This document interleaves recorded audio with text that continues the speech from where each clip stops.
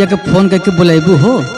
ए ननदू का इतना दिन गईले हो गल, कई बेरी फोन कैली, चिट्ठी पठौली, तबो नहीं अलन हो। तो कैसे काटत हो फोन के कोनो बहाना के बोलो तू ना। सुना बोला काहे ना तू बोला दे तू हो, का सो तार भैया तो आज सुनबो करा। अरे बक हम कैसे कहा तू कहा। सुना हम बताओ तीना का सुनिया। बोला अरे मगावना नदी हो, अरे मगावना नदी हो, अरे मंगावना नदी, हमारे बालम के खबरिया मंगाओ नदी।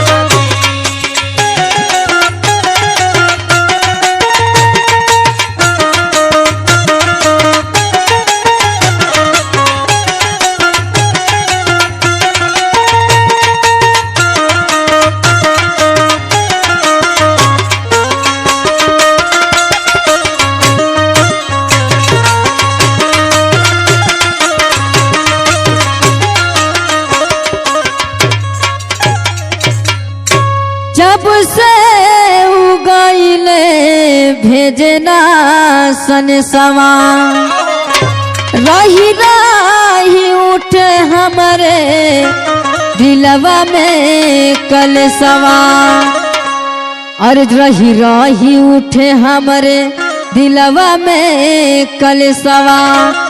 उत गइल बड़े घरवा से कोहाय नदी, उत गइल बड़े घरवा से कोहाय नदी, हमारे बालम के खबरिया मंगाओ नदी।